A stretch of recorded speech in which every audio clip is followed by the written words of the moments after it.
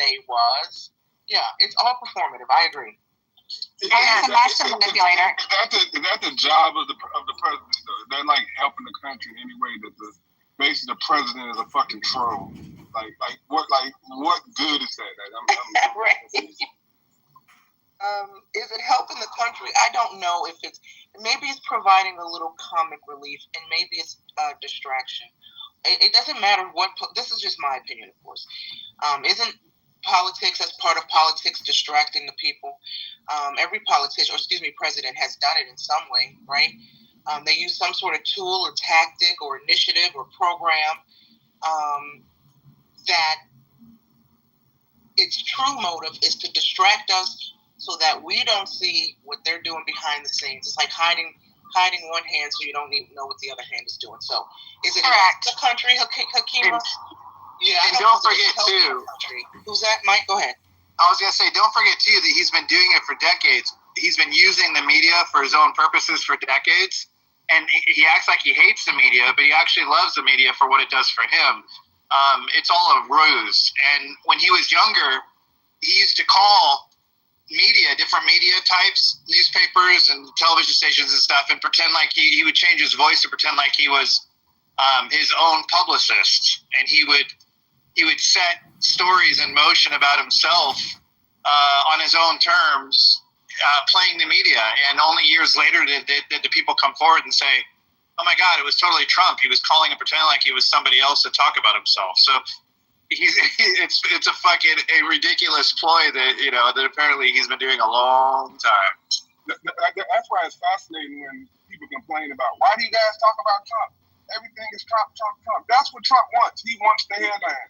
So that's why I get confused. People complain about it. It's TDS. No, it's not. The man wants to be fucking relevant. He wants to be talked about. Of course indifferent. Of course he does. And the thing of it is, he's a master at the craft, and I agree with Nye. It's a skill that every politician uses. He's just a lot more overt about that skill. But a perfect case in point, Epstein. He took one tactic with the media and the pressure towards his base, and when that didn't work, he took another tactic, and when that didn't work, he took another one. And are any of us having rooms about Epstein talking about the fact that there's been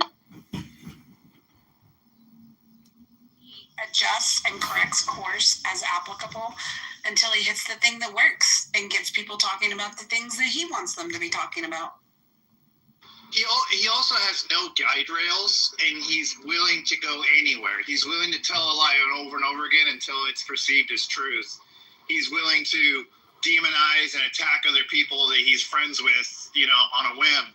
He's willing to say things off the top of his head at a moment's notice without any kind of censorship, internal censorship. So, all of those traits, his lack of morality in general actually helps him get away with so much more. There's a lot of things I'm sure that other presidents have thought in the Oval Office about man, I'd like that person's ass out of the room. And it goes through their head, but they censor it. They keep themselves under wrap. And Trump doesn't do that. He just says what's on the top of his mind openly, and without guidelines, without his own moral guidelines, dude, sky's the limit for what he can do to get what he wants, And the people are just stupid for letting him get away with it. Because everything you describe is a horrible person. But somehow he's the president and is loved by a good portion of America. It's fucked up.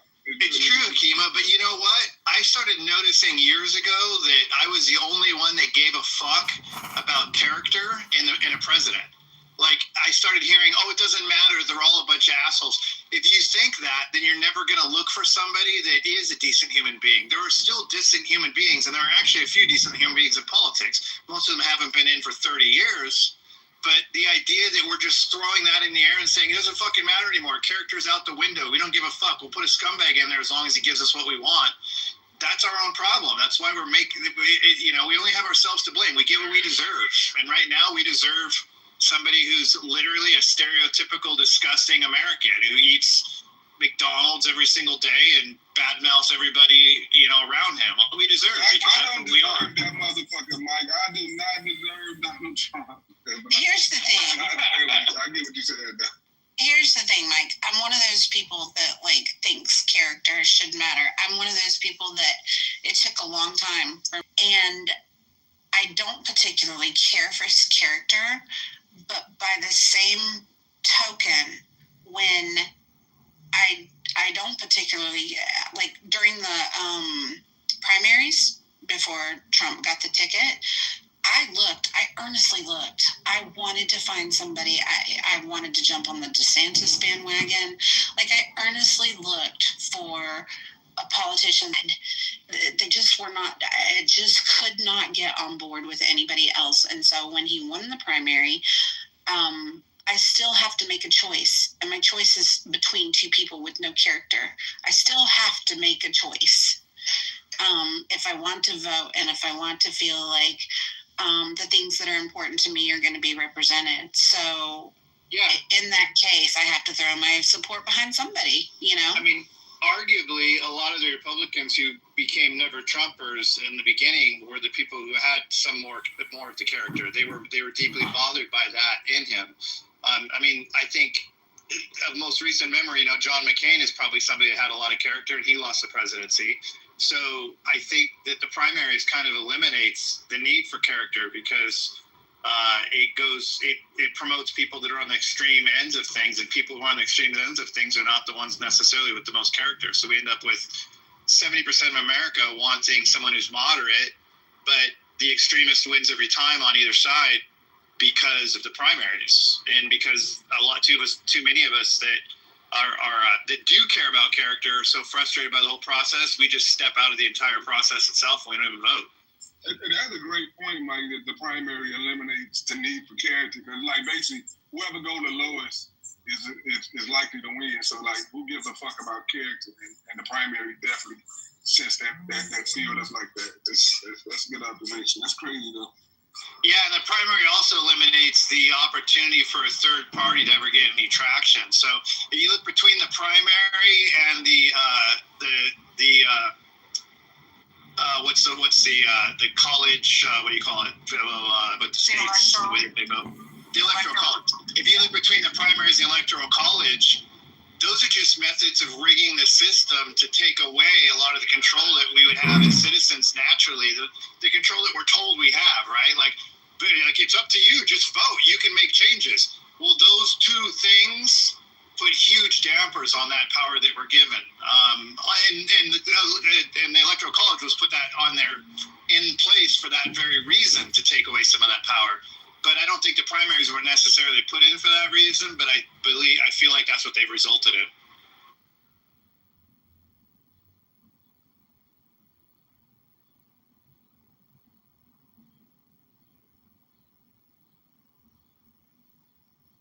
Necessarily put in.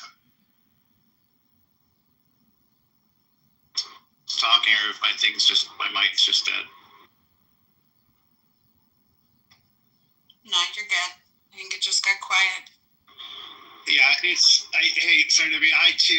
was a never Trumper for, I've never voted for him, but I wouldn't necessarily call myself a never Trumper now. It took me 8 years to come around, and really what I had to witness was the demise of the previous Republican Party. I mean, I agree that neo-con conservatism, the idea of spreading democracy around the world via, all means necessary, it didn't work. It wasn't, in retrospect, it wasn't a good idea, and it's something I did believe in the 90s. But I would like a Republican Party with the rest of its values, minus that, a lesson learned. And that doesn't exist. We had to go all out and just throw all of our values out the window, from fiscal responsibility to, everything else, and just disrupt the entire system in order to show that, how bad the Democrats are. And in doing that, we got a guy that is a disruptor who made the entire process about himself. And thankfully he'll be heading out. I think he was in some ways necessary for our country to put into question a lot of the status quo that we were getting too comfortable with. I love his focus on fighting, men and women's sports, things like that. That's the kind of shit that was getting way too out of control. And I'm glad that there's somebody there for that. Immigration, I'm glad there's somebody that talks a lot more about it and at least says he wants to do something about it, points a finger at it.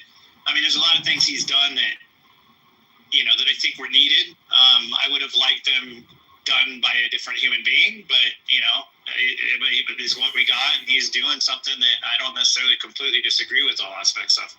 Right.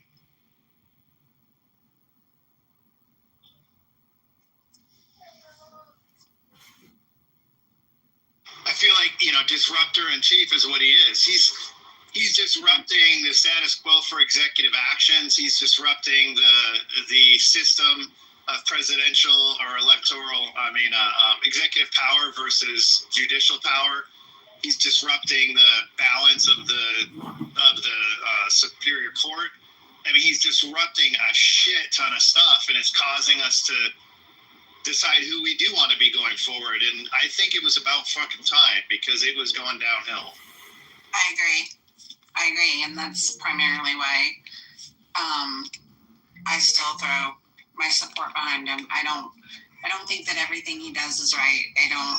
He is not I don't idolize him, but I feel like I was given a choice, and I made the best choice between the two candidates that I had.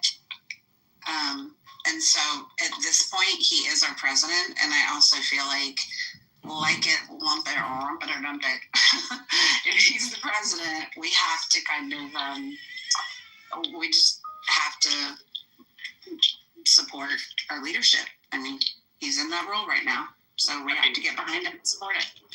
I mean, realistically, I'm not a liberal, and that I don't want to blow up the entire country and start from scratch like a lot of them wish they could. So because I don't want that, I have to ultimately wish for the best of the country, and I have to support whoever's in charge and hope that they're going to be successful, not make us weaker than we already are, And I don't know if he's that guy or not, but when he's in the position, I have to shut my mouth. It's kind of like when I was in the Marine Corps, people used to say, I support.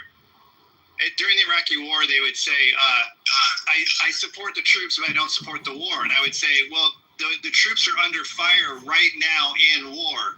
And you saying you don't support the war, and even worse yet, speaking out against the war, obnoxiously so in public, is only weakening their ability to hopefully win the war. And whether or not you believe in the war, I don't think you want them to lose the war. And if you do, then that's unpatriotic. And so I would tell people, they'd say, I support the troops, I don't support the war. And I'd say, well, how do you do that? You're using your mouth to talk shit about their job they're doing right now. You're not sending them care packages. You're not sending them money. What the fuck do you mean you support the troops? Is that just you just think you do because you say it, and saying it makes it real when you have absolutely no action behind it? The least you can do is shut your fucking mouth when they're under fire and say, well, you know what? Whether or not I agree with the war itself, I hope that they win, And that's what they needed. That's what they wanted. And they don't fucking need people talking shit about their jobs. I mean, firefighters, I support firefighters, but I don't support fighting fires. What the fuck? I mean, when they're in the building fighting the fire, shut your fucking mouth till they get back out of the danger zone, Right. Well said. Yeah, I disagree with that. I think as an American, you got an obligation to speak up against a war you don't agree with, and you can support the soldiers in the sense where you don't want them to die. You hope the war ends soon, and you hope they get home safely. That's the way you support them, but you don't have to support a war. I mean, that's crazy. I don't gotta support an unjust war. So what method do you use? To support them without supporting the war? So I agree that they shouldn't necessarily be the same thing, but you're not supporting the troops if you're out talking shit about what they're doing when they're being killed. That's not supporting the troops. Saying I want the troops to come home safely is just like flapping your gums. It doesn't have any relevance. I think supporting the troop is getting out, voicing your concern to the government, and hopefully they will listen and end the fucking war. Bring the troops home in the war that you have no business doing. That is supporting the troops, trying to get the war in. As one of the troops, I can tell you that didn't feel like any kind of support. But I mean, they're over there doing it. They're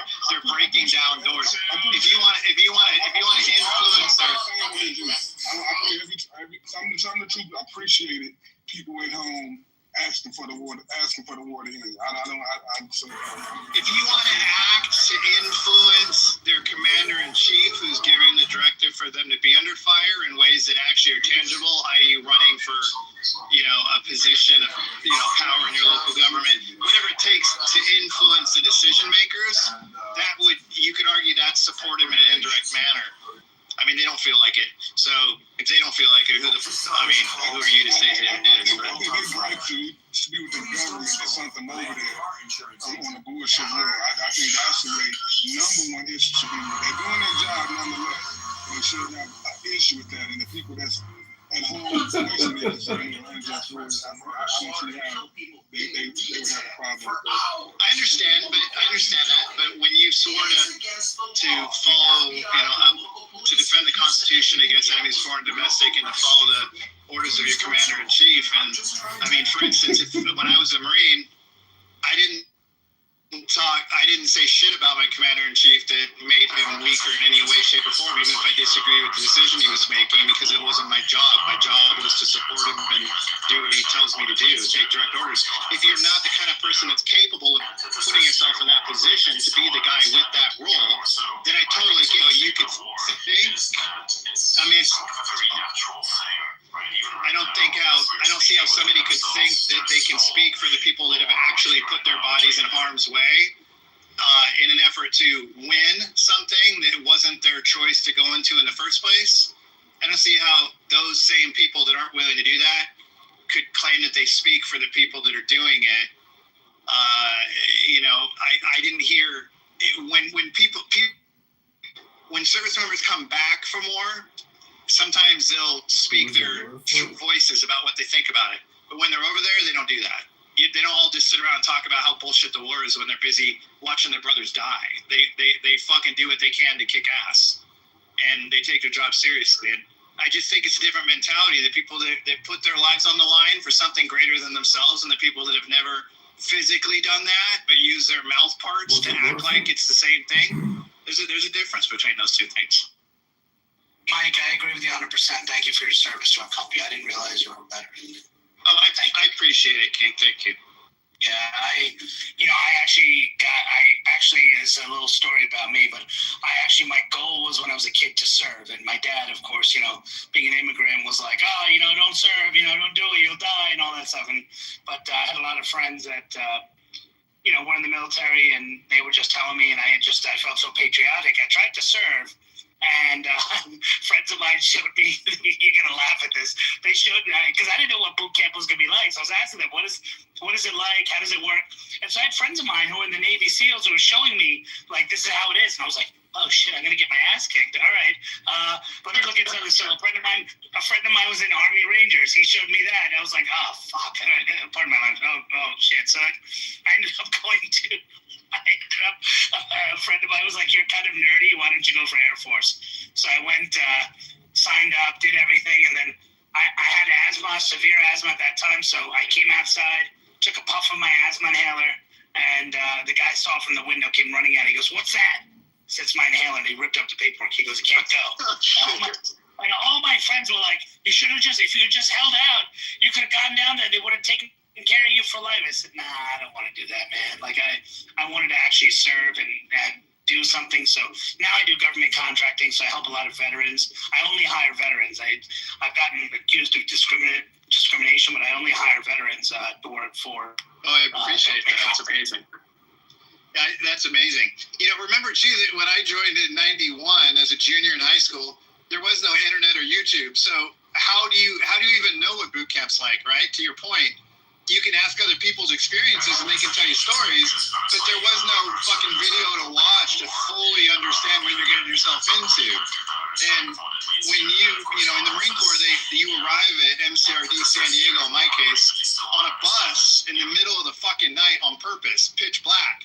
And that fucking drill instructor comes up, and if you can imagine sitting in a bus in the dark, and there's always like a light up front on the bus. It's inside, it's an interior light, but the whole bus isn't lit. It's only up the front by the driver. And that fucking drill instructor walks up those stairs of that bus when you arrive at MCRD, and all you see is his shadow and his fucking hat. And he just starts screaming to get your fucking ass off that bus now as fast as possible. And you're all scrambling over each other, and then there's these, you know, footprints that you stand on for your first taste of like what it means to stand at attention. And from then on, man, they keep you awake for 2.5 days with no sleep, and they fucking shave it roughly so. And what I mean by that is they shave it quick and hard, and then they leave pieces of fucking hair sticking up sometimes, so you look like an idiot because they don't give a shit. So it's just this smack of awareness, and then you just, by the end of 2 days, you're completely exhausted, and it feels like a blur. Like everything, like you literally, you just feel like you're in a tornado. And then they finally let you sleep for a few hours, you know. You fall asleep forgetting where you're at, and you wake up like, oh fuck, what I got myself into. It's a scary fucking time, I'll tell you that. Some of the commanders I've spoken to says some of that stuff is not allowed in the last, I think 5 or 8 years or so. The military has said, you can't do these kinds of things. But there's been a lot of debate back and forth that those are the things that toughen up some of the soldiers. So it's fascinating. Yeah, the Marine Corps is the only service that refuses to train men and women together. And to this day, they fight it. They have to fight it constantly, but they've been able to hold it. And it's a huge deal in the Marine Corps because women and men are not fully physically capable of the same things, and they need the strength of both in different ways. The Marine Corps would not be the Marine Corps if they had to train side by side. I mean, I can tell you I've never been on a 20-mile hike with an 80-pound pack where any single female Marine made it to the end. But I didn't expect them to, because there's other stuff that they could do, like bent arm hangs and stuff that we couldn't do. So it just doesn't make any sense training them together. You're never going to get the most out of the guys. And the Marine Corps needs, they're the extreme end of it. They need people who are very, very, very physically capable, as opposed to the other services that you get by not necessarily pressing people to their ultimate limits, you know? So Mike, I was at Buford. You probably know it. Buford Marine Corps base. So I was over there, and I remember I walked in. You'll probably take a kick out of this. I was at the administrative building, and I was looking at the wall, and I was talking a couple of people, and I was like, "Hey, this wall is wrong." I said, "What do you mean?" It says president. It says vice president, right? Then it talks about Secretary of Defense, and then it mentions the Secretary of the Navy. I said, it says Secretary of the Marine Corps. I said, where's the Secretary of the Navy? And then they all look at me, shake their head, and walk away. And I said, you guys are under the Navy, aren't you? They're like, dude, you want to keep your contract here? I'm like, why? Don't say that. But it is under the Navy. I'm like, the contracts are written through the Navy. He goes, that may be so, but don't talk about it here. Treat us like we're a separate branch. I said, but you're not. They go, dude, you want to keep your contract? I'm like, okay, you got a separate branch. They're like, we got all three in ours. We got an Air Force, we got our own ships, and we got our own, troops. So we are a separate branch. And I said, okay, yep, you're a separate branch. So every time I go to that base, I look at the wall, I never say a word. I just go, okay, it's missing Secretary of the Navy, but that's all right. And I think that's by design. They hate the Navy. I mean, not that they hate the Navy, they just don't want to be under the Navy. No, they don't want to be under the Navy, but they actually have a very good relationship with the Navy because when we go to war, we do ride on ships, you know. Remember that in Grenada or whatever it was in the 90s, we had a thing that Clinton did where he had the U.S. Army handle it, but he took them in on ships. And I heard horrible stories about the relationship between soldiers and sailors. Sailors hated soldiers on their ships. They didn't even want them on there because that was really the role of the Marine Corps. So when it comes to actually serving together, you know, the Navy provides the corpsmen for the Marine Corps. The Navy provides the Seabees for the Marine Corps, who do all the construction and building of, bridges and structures and things like that. So they actually work very, very nicely side by side, but Marines don't want to be identified as Department of the Navy, mainly because the Navy's just kind of cheesy. Even their white hats are embarrassing sometimes, or pop hats. Not a fan. I don't get why they made Space Force a separate command, because Space Force was technically under the Air Force. They broke it out. Why can't they break out the Marine Corps? It's got to be politics. I don't know. The Marine Corps existed before the Navy. The Marine Corps was the first service ever in 1775. So, the Navy actually came from the Marines. So, if anything, it should be the other way around, maybe. I think it's probably the sizes of the services. The Marine Corps is very small. the Marine Corps is insanely efficient with their budget. We get all the hand-me-down bullshit, leftover stuff from the other services. The Air Force is by far the least bang for your buck. They're the most expensive to operate on a case-by-case basis, on the individuals, the airmen. The Marine Corps is the opposite. You get a shit ton of value out of the Marine Corps. So it's in the Navy. Do you think you could kick a Navy SEAL's ass, Mike? No. So I was a combat photojournalist in the Marine Corps, which meant I was Joker in Full Metal Jacket, basically. But outside of combat, I was a news reporter, and I could do my own stories, subject matter, so I could just choose to go align with the unit and do what I wanted to do. I was very I didn't have much direction in my role. And I did a story one time in San Diego about the Navy SEAL training. I went over to Coronado and I didn't train with them. I trained with them after Hell Week. I trained with the actual, real SEALs after they graduated. But I saw the Hell Week people doing what they were doing. And no, I think Navy SEALs are harder than the Marines, but they're also a special force. And if you take the Marine Corps and you look at what they are 2/3 of special forces, but you got a whole got hundreds of thousands of people doing that. So they're not quite as elite as the Navy SEAls, but they share a lot of the same things. Like, you can't be in the Marine Corps if you can't swim really well. Most of the people who got kicked out of boot camp were because they couldn't swim hard enough. In some cases, I was water survival qualified in the Marine Corps by choice because I wanted to be a lifeguard as a part-time job on base, and I had to get water survival qualified, which means that I had to swim for 24 hours in my camis with a backpack and a rifle and my boots without, in the deep end of the pool for 24 hours. And at that point, you're doing what's about the same as what the Navy SEALs go through. But they do two things that scare me a lot. One of them is they have one of those deep dive tanks where they have to hold their breath and go super fucking deep. And that scares the shit out of me because I saw guys passing out and being brought up by divers and resuscitated. And that scared the shit out of me. I wouldn't want to do that.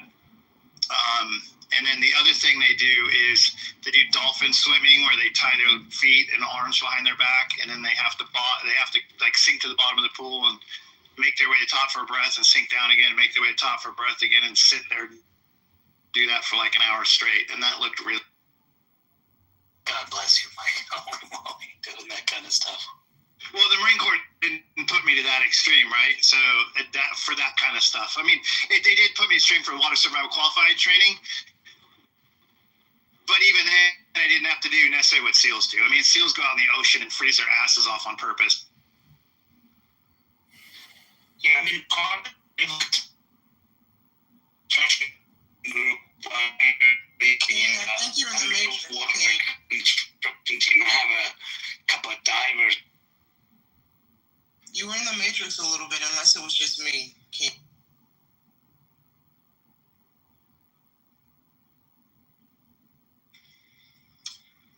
Now, can you hear me now? Barely. During this interruption, can I just make a reminder to the room that house rules are English only.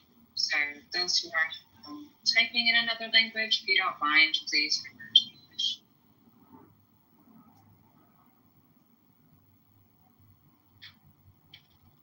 Yeah, I don't know if you guys can hear me, but I have a contracted with Naval Construction Group, and they have these UCT, which is the underwater construction team, and man, these guys are like divers.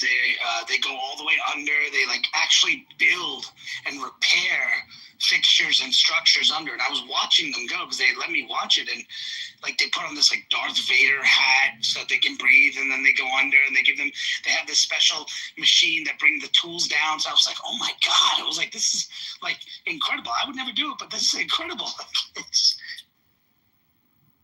Yeah, there's a movie out that just came out. I watched it recently. It's a true story about an underwater welder who goes down 300 feet and welds bottom oil wells and stuff.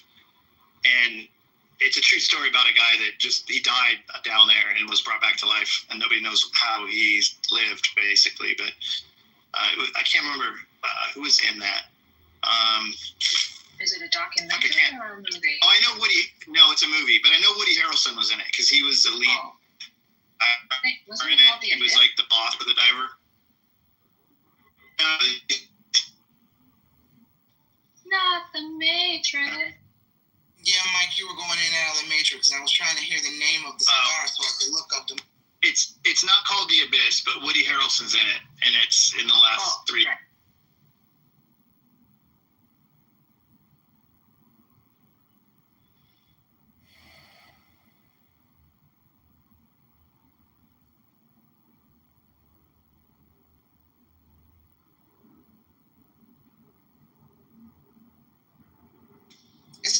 It's not Last Breath, is it? Yes. Yeah. Yeah, I just looked it up. Okay. It came out this year, it says. Follows a group of deep sea divers racing against time to rescue a stranded teammate after a catastrophic accident. All right.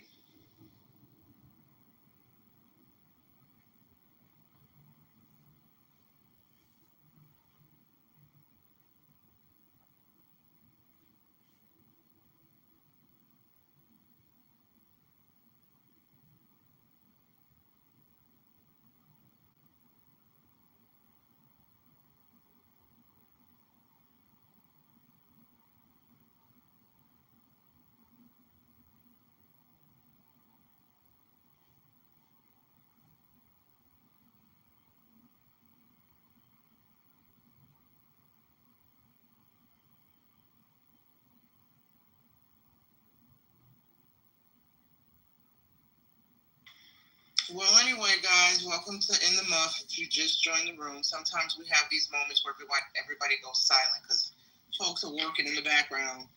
But I'm sorry. No, it's all good. Hey, we're only human, right? Good morning. Good Yeah, afternoon. good morning. Good morning. Sorry, yeah, I was working.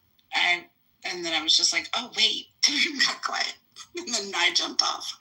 Yeah, I was looking at the stage. I was reading about working on this piece about this pastor who was being critical of BET and the BET Awards and how harmful it's been to the Black community. And then I looked on the stage and I'm like, oh, wait, no one's talking.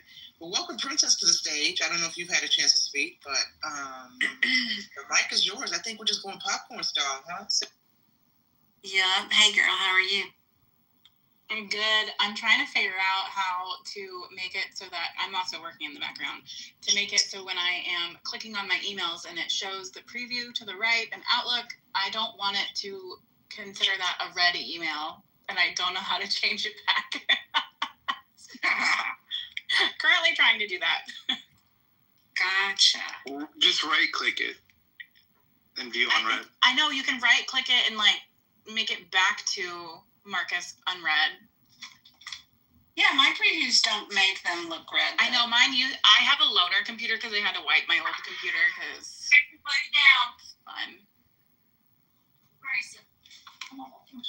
Thank you, babe. Keep it there. Trying to straighten this curly mess. Oh. I have to say that the iPhone, the newest iPhone that has built-in AI, there's a lot of talk about how it's kind of dumb and it's not a big deal. But the one thing I like about it is it gives you email summaries without having to click on it. And the summary just say like, you know, so-and-so is asking for this to be done by Wednesday. It just takes the whole email and just briefs it, sticks it up front. I really like that, actually. I do too. I don't like it so much with my text messages because I feel like it's funny. It's cheesy sometimes. Sometimes it'll summarize a text or something in a really funny way. Yes. Yeah, I can't even think of a good example, but every now and then I'll have a laugh out loud moment because of how it describes what's being said in the email. Same. I'm just like, okay, that's not really what's going there. But good try. A for effort. But I do like the email recaps. I find it to be a lot more concise there. Probably because it has more information to go on. Okay, I think the curly hair is gone again, y'all. Okay. Don't be hating on the curly hair. Oh, girl. My hair is a fucking atrocity. It's so freaking cool. Not beautiful. You always want what you don't have. I spend a lot of time making it look straight. Oh my God, my daughter's half Asian and it's always straight, and she dies for curly hair. Oh yeah, Like it's the exact opposite. She's constantly trying to curl it. You always want what you.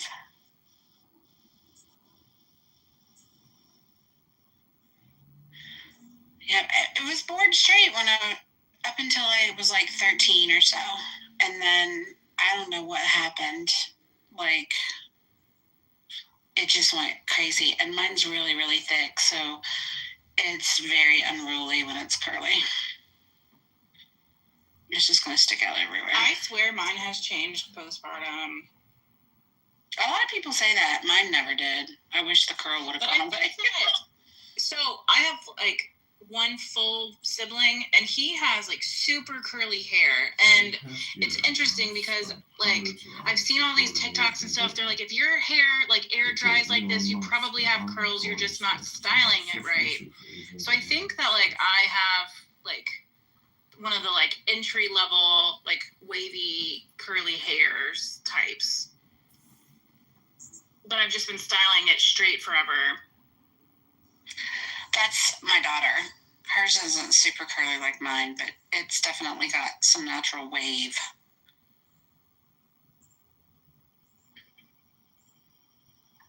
I just want to address Joel in the comments, and he said, Princess, yes, freedom to leave, because I asked, because he was making a comment in regarding the percentages from the poll, and I said, we have freedom, or is it just a facade? Because he was saying that 22% of people are idiots. I'm assuming the people that voted blue in our poll. I view it as a freedom of speech,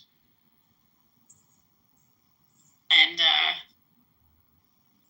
my husband and my family members have all served to protect that freedom of speech. So I definitely that's where my poll vote came from. Yeah, I'm surprised. I'm really surprised that Protect the Stars and Stripes is leading. I feel like most veterans would not choose that. They would choose the blue. But I don't know. I mean, I agree. I chose the yes, Protect the Stars and Stripes simply because, to John's point earlier, if people can be fined and or jailed for burning the LGBT flag, why aren't we protecting the American flag too? I think that's my whole position with that. Is that on a federal level? I don't know. I don't know about the like burning of the LGBT flag, which I would consider myself an ally. Yeah, I don't know if that's true. I mean, if it is, you're agreed. That's bullshit. Yeah. I mean, it doesn't make me still think that you can't burn the American flag, but it makes me definitely think that the gay flag should not be protected more than the American flag. You should be able to burn anything that you bought. If it's on your property, you're doing it safely. I don't care what it is. I agree. Now, if it's somebody else flaying, now you got a fucking problem. But if it's your Right, because you're destroying someone's property. Right, like if it's your property. I think too, like I get really amused by this conversation about burning the flag because in our U.S. flag code, it doesn't technically allow for the flag to be on like used as like clothing items. So like all of these people, which I have a ton of patriotic clothing, and so does my husband, and so does my baby, which technically per U.S. flag code, it's not technically allowed. Correct. So if we want to get like in the nitty gritty of protecting our flag, people that are being very patriotic are technically not falling within the U.S. flag code. Even the police to use the blue stripe, Correct. They're not falling. Let's not get too technical. It really kind of freaks me out. It always has, to watch them manhandle a flag like at the Olympics or after like a track meet where they hand them a full flag and they wrap themselves in it. it's always given me the heebie-jeebies because it's not just clothing with like stars and stripes on it. It's the real flag, and they wrap it around their body. And I know it's not supposed to touch the ground. And it's like, I mean, I used to be part of details in the Marine Corps where I had to deploy the flag up a pole in the morning and bring it down at sunset. And the way we handled it was so incredibly respectful. To just see some guy grab it and wrap it around his body and walk down the track with it just kind of really freaks me out. It just doesn't look right. That's really interesting. I've never thought about it from that perspective, but I think that is a really good point to make. Because I never thought twice about it. I just thought they were being patriotic. That's a huge debate in the photography community too. The wrapping the flag around. Oh yeah. I mean, when it's a real flag, you know what I mean? Like if they had it on their clothing or something, it doesn't bother me. But just the real flag doing that to it makes I like it. Yeah, I want to wait to purchase flight for those and have less. Wow. They're not here anymore, man.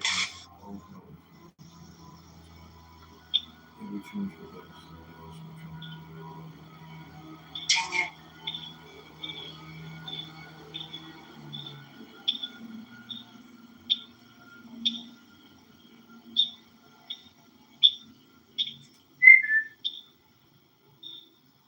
Your birds always sound so lovely in the background, Serendipity. It just sounds like wherever you live just sounds so peaceful. I don't know if it is. Could be chaos. But the birds definitely make it sound peaceful. It is peaceful. We have a lot of trees in Georgia. We're known as the city in the forest, right? We have more trees per square mile than any other city in the United States. Major city. And people don't know that, but my backyard has a green space behind it. And I have one of those bird houses with a camera on it, so you can watch what the birds do on your phone. And they chirp loud all day long. It used to be during COVID. During COVID, I would sit on my porch pretty much all day on Clubhouse, and the background would be chirping all the time. And I'd have multiple people ask me to remain unmiked just so they could listen to it. We have really loud birds in Georgia. We really do. I have my voice isolation on so that she could even hear, because when it's not on, people comment endlessly about, oh my gosh, the birds in the background. And sometimes it's a bit too much. And where I used to live, next door neighbor had chickens, and for the first year or so of their chicken roost, had a couple roosts that crowed all freaking day long. And one of them, I swear, he was sick or something. He was one of those that right in the middle of his cock-a-doodle-doo, he'd choke himself. And he'd start and it'd be just oh God, the rooster just died. Awful. He was listen, it's the sick rooster crowing right now. He'd get halfway through it. It's this is terrible. I watched this, I don't know what it was. Oh, sorry, go ahead.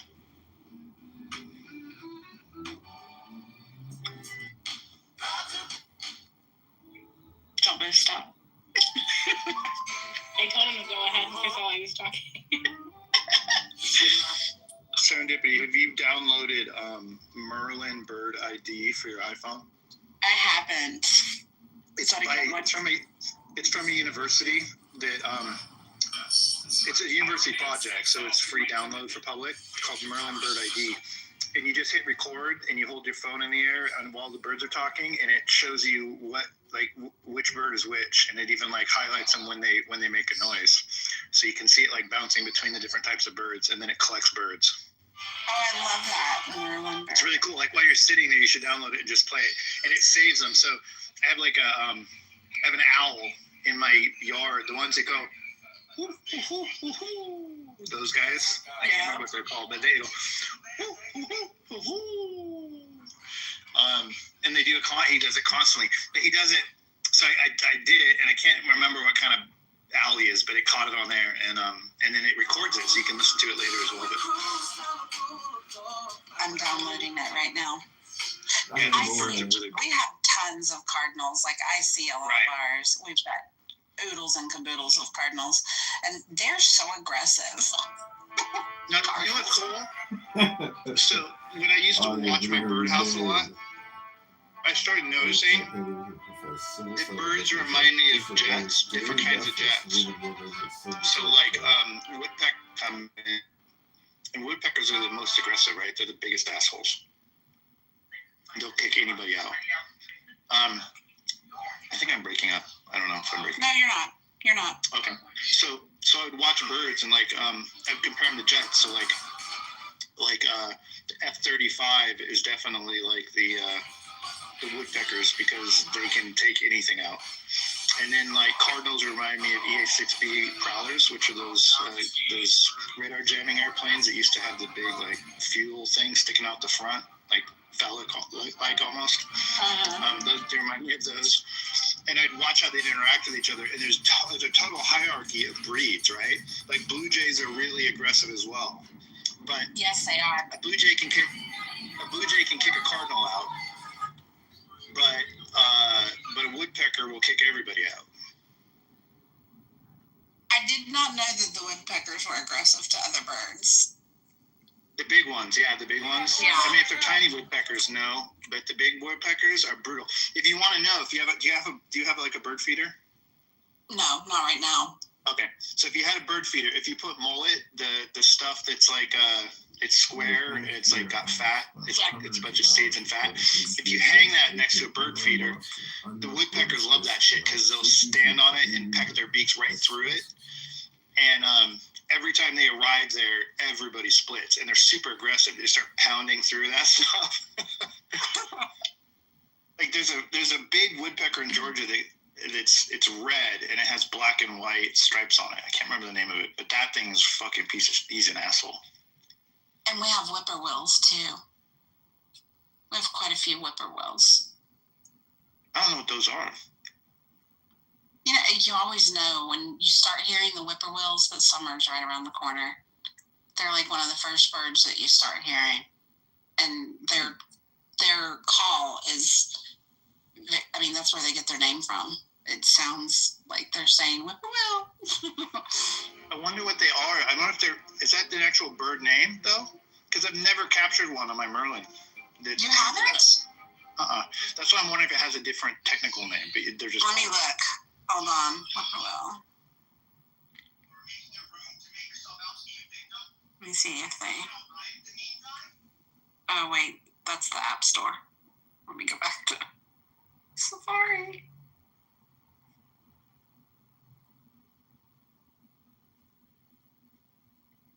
Well, while she's getting in, I just want to say I have a fabulous bird feeder, but listening to this conversation, I think I might upgrade. I've been thinking about for the past year getting one with the camera built in. And that mullet stuff you were talking about, I get that a lot for the birds. I just put it on the ground, but only in the winter. I only give it to them in the winter. I don't give it to them in the summer. But I just put it on the ground, and they come and swoop it right up. It's gone within a matter of minutes. If you hang it, though, you'll get woodpeckers because it's vertical. Like they won't eat it off the ground, but they'll hang on it if it's vertical. Okay, right on. I will keep that in mind. Very good. Yeah. It's not saying. Okay. Antrostomus vociferus, I guess, is the whippoorwill. But whippoorwill comes up pretty regularly on Safari. Find it on that Merlin app. All right. Because you can look through the bird list for your region. You download a region pack from there for wherever you live. And it has a list of everything that exists. Continue.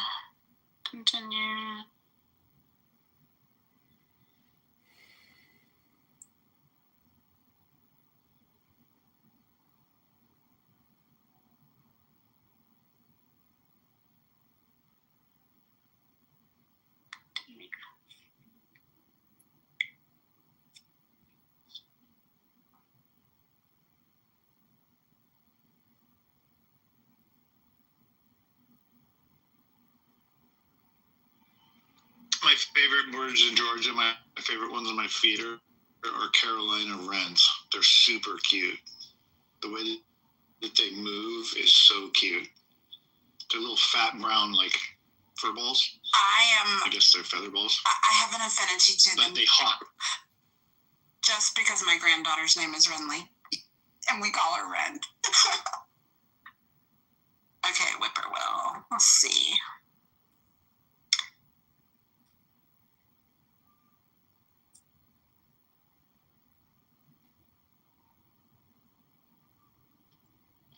Mike, I was just creeping on your photography.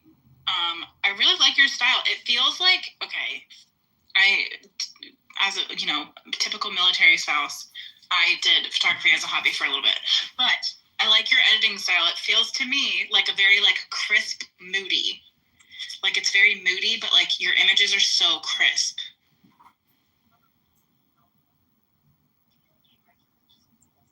Yeah. It better be. He's a photographer, damn it. The reason they are is because my specialty is lighting, so I know a shit ton about lighting. I've been doing it for 30 years. Yeah. And most everything that I do is overridden ambient, which means I'm actually working with at least one big flash to replace my key light. Mm-hmm. So that what people don't understand is if you override ambient, meaning that you take the natural light in the world and you set your camera on settings that make the natural light not enough for the camera, mm-hmm. when you then interject something like a flash, which is insanely bright compared to any kind of steady panel light or something, that increase in contrast ends up putting the picture in a situation without editing, because most of what I do requires almost no editing. It ends up putting it into a situation where your eyeballs see a maximum amount of contrast at any given moment because the light is coming from all directions. But when you override natural light and you reintroduce your own light that's brighter than natural light, you're limiting the amount of directions that the light is coming from. Mm-hmm. And what that does is it by default increases contrast and sharpness. So I always say you can have a completely shitty camera and a shitty lens, and you can have a insanely sharp tack focus image by having powerful lights rather than your camera and your lenses. Interesting. But people that would don't explain really why understand. That would explain why I could never achieve that look, because I have an extra flash that I got, but yeah, because I would mostly just play around with a natural lighting. Right. But yeah, that would explain why my pictures never looked crisp like that. I'm looking at your pictures and dang, these are so. Well, and if you go down to the product photography down on the bottom of that Instagram, any kind of products that's there, those things are insanely sharp, and that is because I'm using an incredible amount of light. I'm using 35,000 watt seconds, which is, it's like the sun almost. If you don't blink every time you fire your flash, your eyeballs will get burnt like you're at the beach all day. And I'm using f/22 ISO 100, which means the camera is seeing absolutely nothing without the light itself. Yeah. And now when you do that, you do that with product because you want to get depth of field. You want to make sure that it's in focus from the front to the back.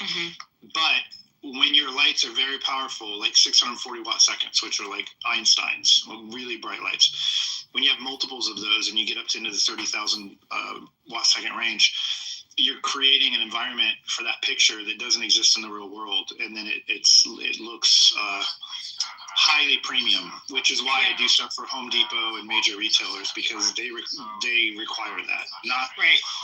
Online retailers don't give a shit, they don't know the difference, but major retailers, that's why they go to big studios for that stuff, because the studios are using powerful lights. And glass helps with the sharpness and natural light settings, and you can also use the speed light in conjunction with natural light as well. Right. Yeah. But if you use the speed light to augment natural light, you're not going to pull off what I'm doing in those pictures. It won't look. No, they won't. It's it's more, that's more like a fill scenario, like you're using light to augment natural light. Right. This is using light to replace natural light, which is a whole nother level. Yeah. To be honest with you, professional photographers 20 years ago, everybody knew how to do it, or you weren't even in the industry. But it got watered down with lackluster talent. I call it the democratization of mediocrity.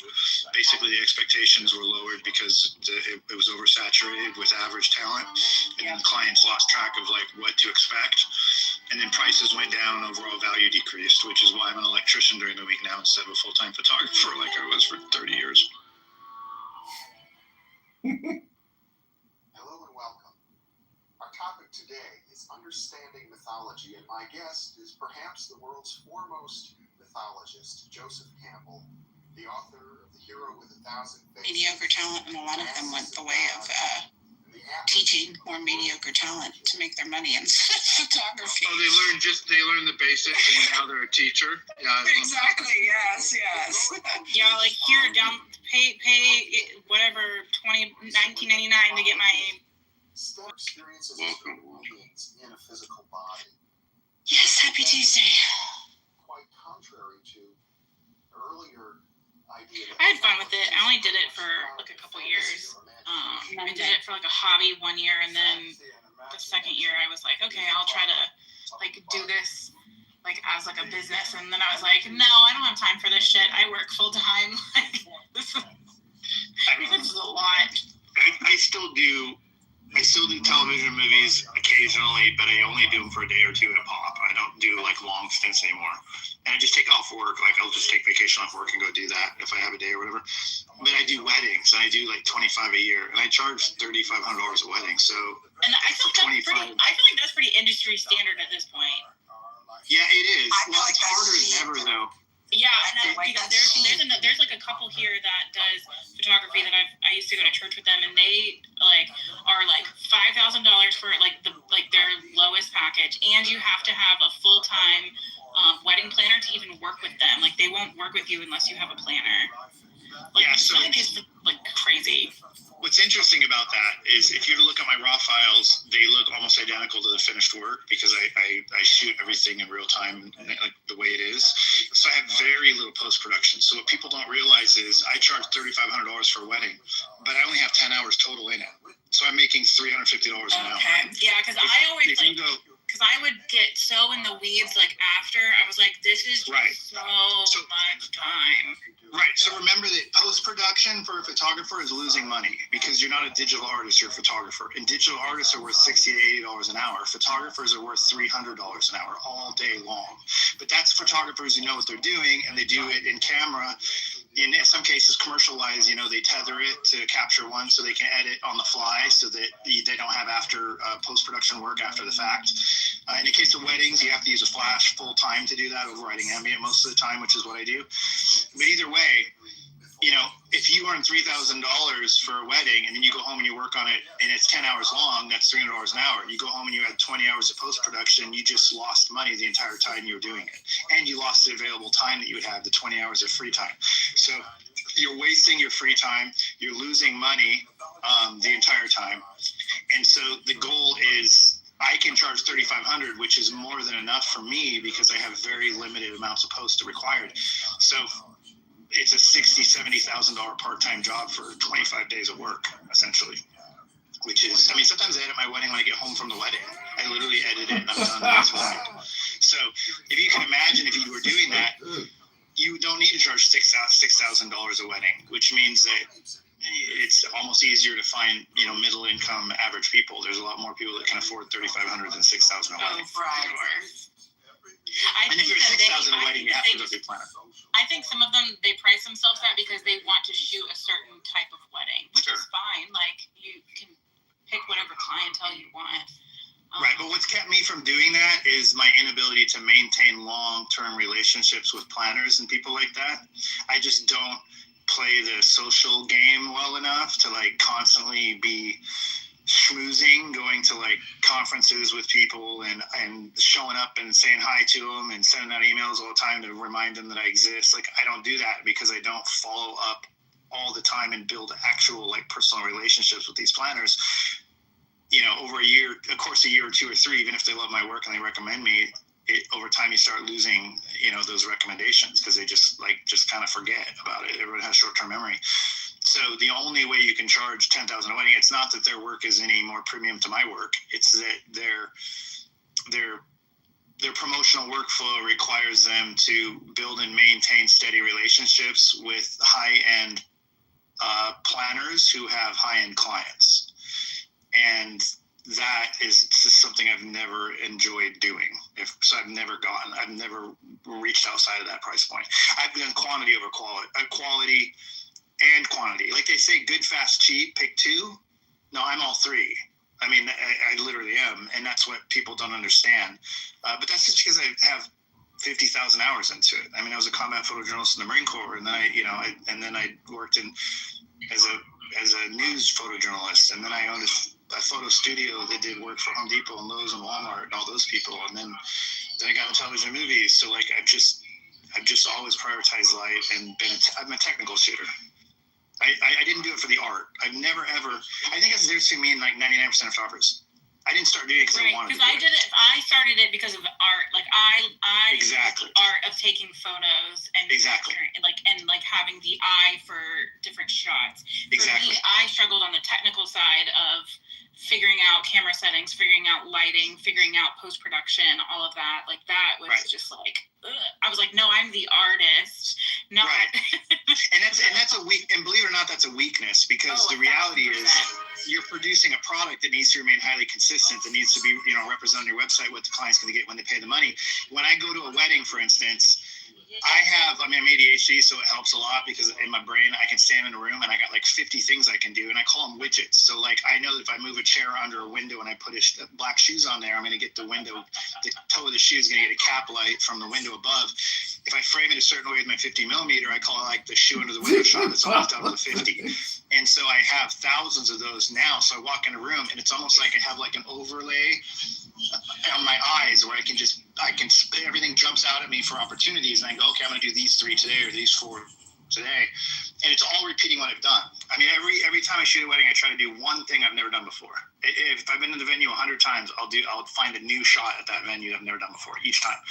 But that's more for the venue and I'll always do the key shot. So imagine you're at a wedding venue and there's like a barn there, and everybody's going to do the bride and groom in front of the barn. Great, I'll do that because that's the one that everybody does.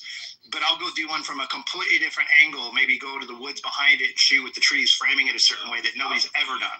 That one's for the venue. And I always do that. I always do the basic one that's a no-brainer that everybody does, and then I do one that nobody's ever done before. In a place like K-House, I'm going on Saturday, I've shot that venue like 60 times. And every time I deliver a wedding from there, there's something brand new they've never seen before. So it's like that's what I do. So I maintain good relationships with venues. That's where I get most of my work. I just don't chase planners. And planners is what you need for high-end. Yeah, for sure.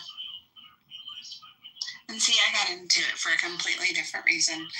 I mean, I always liked photography anyway, just growing up and as a young mom. But for me, like journaling, one of my fondest memories was going to my grandma's house and pulling out old photo albums and looking at all the ridiculous photos.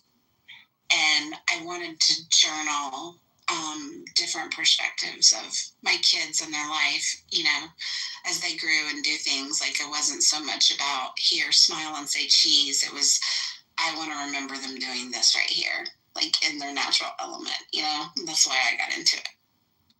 Yeah, there's production artists and there's creative artists, and they're not the same. So even when I was like in Home Depot headquarters, I was an executive for them for 18 years of my life. And I was a creative manager in their advertising department. And I was always better at like building the templates that were used for the ads. I would build out templates. I would take an idea that somebody had, or maybe I came up with originally, and I would build it 20 different ways and repeat elements over and over again, just fine-tuning them for more and more efficiency to make it more effective but easier to build in the long run. Like that was my strength. It's never to start with a blank piece of paper. I was an incredible editor of other people's work, more so than a creator from scratch of my own work. Whereas that's where weddings, with all my experience, that's where like the monotony becomes a strength for me, whereas the monotony for other people becomes, they start second guessing their creativity because they start doing the same things over and over and again. that's like how I started to get that way when I had like my year of like, okay, I'm gonna try to see if like, okay, let me go through the process of being it in like a business and getting the clients and then shooting the same things over and over. I was like, oh my god, I don't want to do this. Right, but once you start repeating successes, things that have been successful for clients in the past are going to be successful for clients in the future. So once you start finding yourself repeating things, as long as you're sifting through and maintaining your efficiency by weeding out the things that are less successful versus the things that are more successful, they become routine. And so I knew that like every time I was doing a portrait outside, I was going to use a 70 millimeter or above for a full length portrait because I wanted to decrease my depth of field, but I would use a 50 millimeter below for a half length portrait because I wanted depth of field.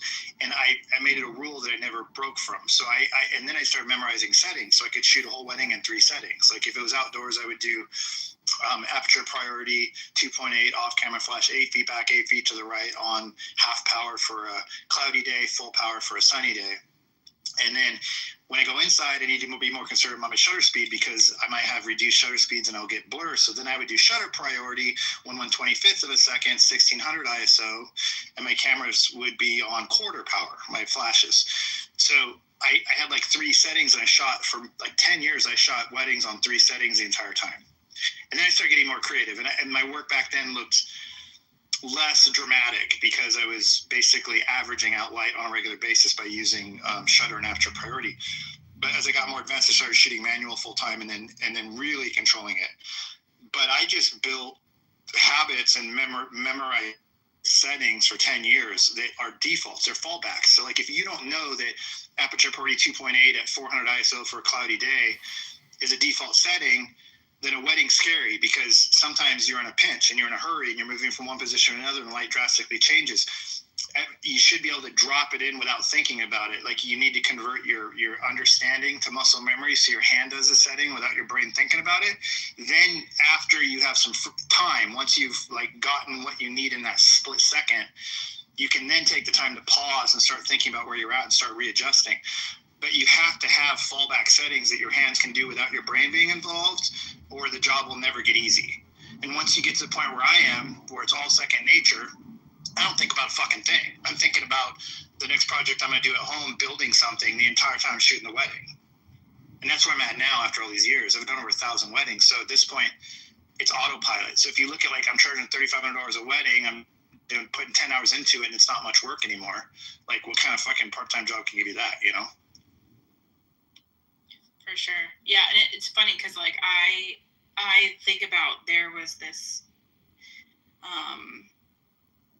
venue that I was able to book for 2 different boudoir clients, and I loved my first one so much, and I booked a second one, and I didn't like it as much. And it like to me it was like, oh no, I got to go into this venue for the first time and be creative, and then the second time it just felt like, I'm trying to like recreate all of this and like do all the same things, and I absolutely hated that. Oh, dude, we're such different people. You're like, oh yeah, I know exactly what to do, and now I'm like, well, this is boring already on the second try. Exactly. Like I know my first 3 or 4 times at a venue, I'm never gonna be happy with the work. I'm only gonna happy 5, I start getting happy after 3 or 4 or 5 visits. That's when I still really figure out what I haven't thought about before. Like that's when I really have the time to really deep dive into being creative. I can't be creative the first time. There's too many options. There's too many things to look at when you're first there.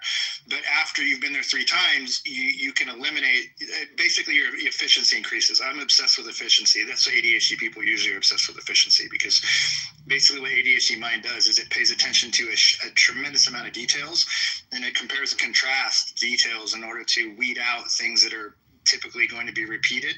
So you start identifying opportunities for efficiency where 1 + 1 = 3 instead of 2 in a lot of options, metaphorically speaking.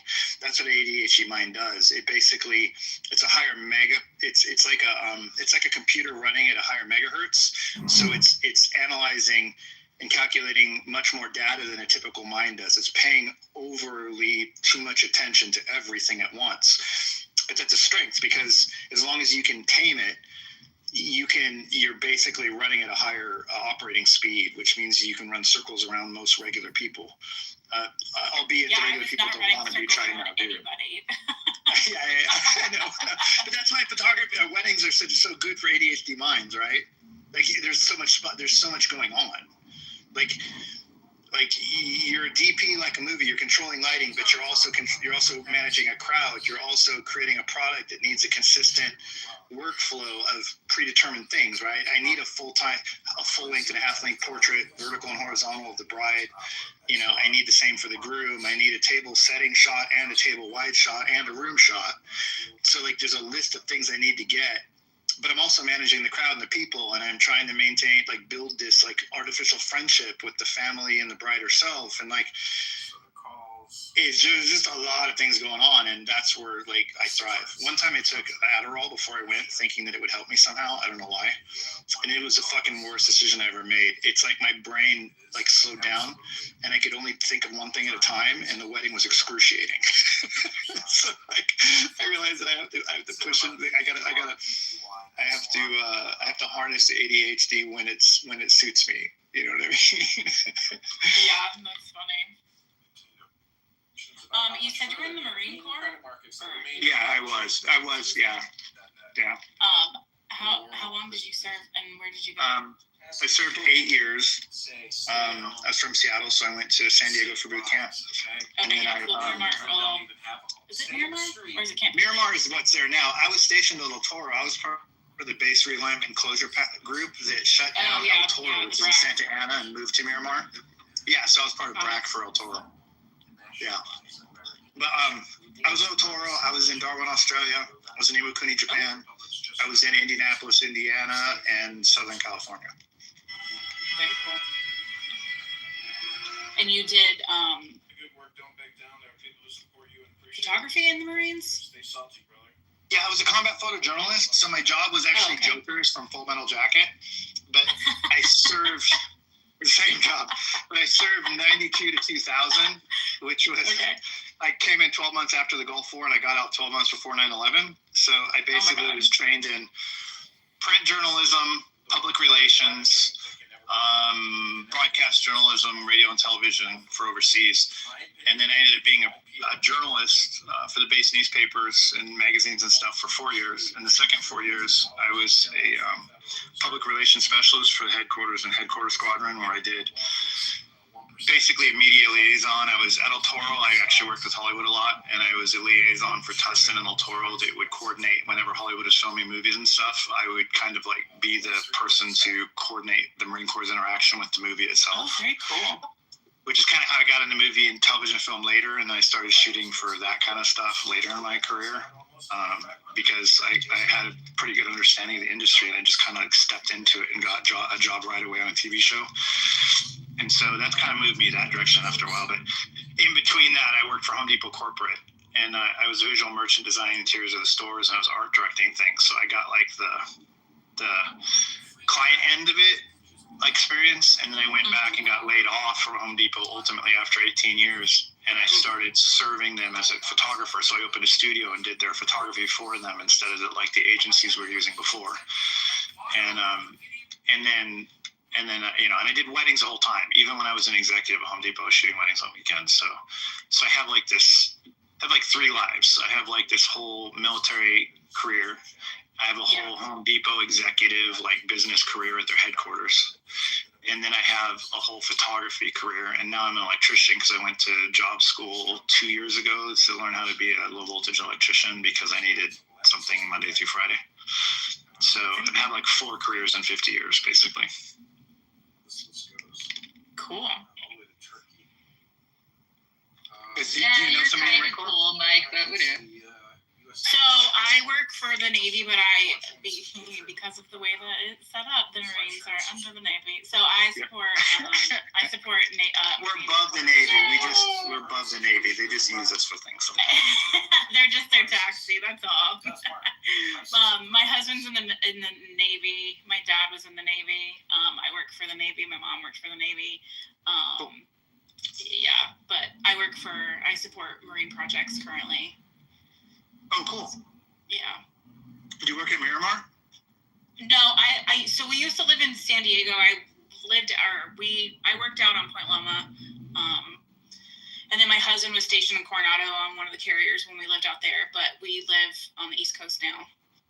Okay. I was just talking earlier about how as a journalist at El Toro, I did a story one time on the SEAL training. Yeah, yeah. And I went down to Coronado and spent a week with them, like documenting what they were doing, and that was pretty fun. Yeah, I liked living in San Diego, like being very like fleet facing. Like where I am now, we don't have a lot of. We have like obviously like military bases here, but it's not very like fleet facing. But we are going to move to Norfolk, so we'll be getting a lot of that. San Diego is amazing, isn't it? Oh God, I miss it so much. Like so much. I was just like I know what it was. It was a damn car commercial yesterday, and they're all like on those like highways right along the beach, like.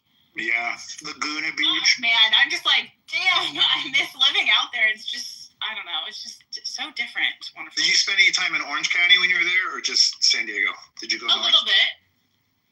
Like Laguna Beach and Newport Beach and. Yeah. Yeah, those are the places I have in my head. Yeah, like San Clemente, like I really, really liked the beach towns and stuff. Like even like Encinitas and Carlsbad in that area was really nice. Yeah.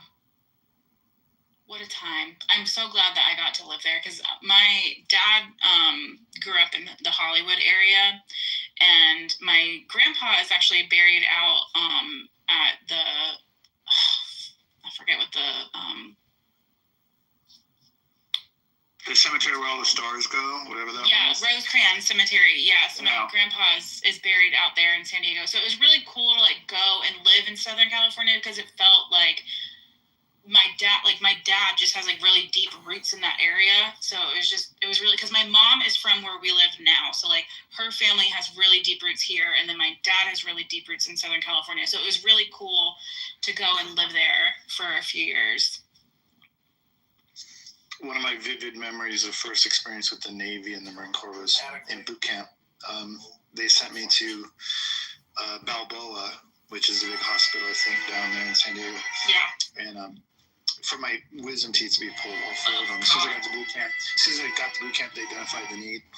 And they sent me down to Balboa, and I had a Navy corpsman come in and do the job. And I'm so sorry for the interruption. Did you say to get your wisdom teeth taken out? Yeah, all four of them in boot camp. That's so super cool that they identified it and were like, nope. That happened to my husband too. He had to get his taken out. Really? They do that. If you don't have it done when you go to boot camp and you need it, they'll do it. And because they don't want you out in the field to have obstructions and stuff. Right, because it could be a big, But when they do it, they have no fucking sympathy for you because it's a Navy guy and you're in boot camp, Marine Corps boot camp, so he thinks you're like a piece of shit kind of. Well, he treats you like a piece of shit like the drill inspectors do because he doesn't really he just wants to make an experience for you as well. So they did local anesthesia, but not general. And he's and I'm like bitching. I'm like, he injected my gum or whatever. I'm like, that hurts. And he's like, suck it up, fucking, you want to be a Marine? Suck it up, bitch. Are you serious? And like, oh yeah, and he's cracking my teeth out of my skull. Like I remember it vividly. It was like, oh shit. Well, if it makes me feel any better, my husband went to boot camp in like 12 years ago, and when they were pulling his teeth, it was kind of a similar situation, and apparently one of the teeth got like hooked onto his jawbone, and they were just like going to town on it. And he it was just like here's an 800 milligram ibuprofen. Bye. Oh yeah, I got 24 hours of relief, and then it turned out that the day after I had my teeth pulled, we had combat training where we had to physically punch each other with boxing gloves and shit. No. And it was just bad timing. So I had to go. I was already still bleeding from the teeth being pulled. And next thing you know, I'm getting punched for the next. And when you do combat training in the Marine Corps, it's less. I mean, it's a little bit about hand-to-hand back then. They were assuming you're going to be fighting somebody who's wearing a helmet and a flak jacket, so it's mostly focused on like attacking the face and then getting somebody on the ground so you can stomp on their face. So the one thing they do is there's a lot of people that go to boot camp, they've never been in a fight before, and they're trying to toughen you up. So they take you down to the beach, and they have holes dug in the beach that are deep enough to stand in, and the drill instructors stand around the hole on the outside, and then they stick the two of you in there with boxing gloves and like face protection, which does absolutely nothing basically. And then you're probably like a 4x4 or a 6x6, 5x5 square. And then you proceed for 30 or 60 seconds to basically punch each other in the face as hard as you can. And all you can do is block your own face. But when you're blocking your face with boxing gloves and someone's punching the boxing gloves, you're basically punching yourself in the face the whole time. Wow. So it's basically about getting your ass kicked. And they size you up by height. So they would line this up all by height. And I'm 6'3", and the guy that I had to fight, I was the second tallest guy in the platoon. And the tallest guy was like 6'6", and he was like a quarterback in football in high school. And every time I went, they put me up against the same fucking guy. And he would kick my ass so bad that I'd come out of there and I'd be like, my entire sweatshirt was just filled with blood. My nose was bleeding. I mean, I felt like my nose was broken, but it wasn't. And I had blood coming out my nose and from my face, and my lips were all bloody. And I'd get out, and the drill instructors would just be laughing at how fucked up I was. And they had like a bucket of bleach water, and they'd be like, "Go clean your face up, Moon. You got your ass kicked, buddy." You know? My God. I mean, do you agree that it made you tougher, or just more experienced? Yeah. Well, boot camp makes you tougher in general. It makes you kind of feel invincible. Okay. In the end, you feel kind of invincible. But yeah, it definitely toughens you up. I mean, it breaks you down, and then it builds you to zero, and then it builds you up into somebody that is confident in your ability to do kind of anything you need to do. But it also instills, like, adapting and overcoming is a big part of it. So it instills the idea that you're going to fail, but you need to keep trying over and over again as much as possible so that you can ultimately dominate, but you got to learn from your mistakes. You don't do the same thing twice. That's something that people don't know nowadays. Like, younger generation are so afraid of failure, they don't even start, you know? Oh, wow. And I feel like that's a major crutch of younger people today, is that, like, they'll watch the internet, they think that watching someone else do something shows them how to do it, but then they ultimately either are afraid to try it because they don't want to fail, or they do it and they fail the first time and then they lose faith in themselves. Even though watching something online is not the same thing as, like, building muscle memory to do something without thinking about it. You know, they're two totally different things. And so I feel like the internet has given people a false sense of capabilities. And so people with, you know, out of control egos will try things and fail, and that's one outcome that's not good. And then people who don't have a lot of self-confidence won't even try because they're afraid of failing. And neither one of those things will ultimately lead to success, you know. So I think that's what the Marine Corps, the best thing it teaches. May I ask you guys a question? And I'm not looking for any particular answer, just your take. Do you know how, like, there's certain countries that require people to go into the military? Do you think that would benefit the states? You or Princess or whoever wants. It would benefit the United States for everybody to be required to serve the government for like a 2-year period in some capacity. I would agree. I would definitely agree with that, because I work for the military on the DoD side, or on the civilian side, so I see it from that lens, and it is definitely very eye-opening to see a lot of things that most people don't. And you just trust the news or whomever to tell you about it. I definitely think serving in some capacity would be really beneficial for a lot of people. Right, and the reason I say that is because what I believe about America is that we are ultimately going to fail because we've lost patriotism and we've lost religion. And because America is the most diverse country in the world, we don't have a culture to fall back on, a common culture to fall back on. So you go to like Japan, well, they're a tribe essentially on an island. So they're always going to have one another. We don't have one another. And so what used to bind us was patriotism and our faith in our government, and also basically Christianity, ultimately, let's be honest. And with the failure of both of those and the common thread of American society, we don't have anything else to hold us together. So when you add on the influence of like greed and selfishness that's basically dominant in the culture because of one-upism as a result of social media influence, things like that, you're basically attacking the core values of what kept us united for the longest time. And I always use the Pledge of Allegiance as an example. Like, we used to have to say, I pledge allegiance to the flag of the United States of America, to the republic which stands one nation under God. So one nation under God, indivisible. We no longer believe that we're one nation under God or indivisible. So we don't even say it. And even if you didn't believe it, you had to say it, which at least was the bare minimum amount of effort for the country to kind of build a, albeit maybe false sense of patriotism in some ways. But we don't do that either. So essentially, we're losing it all. We're losing everything. And if we're a nation of individuals who are divisible, we're going to fail. And so I think that forced government service for young people would not only require them to do something that requires being responsible in an early point in their life, where they'd have to show up to work on time. And when you're sick in the Marine Corps, you got to go to work. You get up, you go to work. Then they might send you home, but you don't get to fucking just call somebody and say, I'm not coming in today. So assuming that they could get all those kind of things, I don't think they'd have to join the military. But I mean, I think the military should shrink instead of grow, to be honest with you, in America. But at least the expenditures of it. But like I said earlier, I'm just really concerned about the decline of patriotism and core religious values. I mean, if you want to say that religious values instead of Christianity, that's fine. But if you don't believe in God, you're going to find a replacement to believe in. And right now, it appears it's money. And that's stupid, because the government is taking more and more money from the middle class people of America by the minute. So if money's your God and you're having less and less opportunity to have enough of it, you're going to become disenfranchised. We're all fucked. We're failing for the reason you described, like you say, the allegiance. Like, even if you don't believe in it, just say the words. That goes back to the same thing.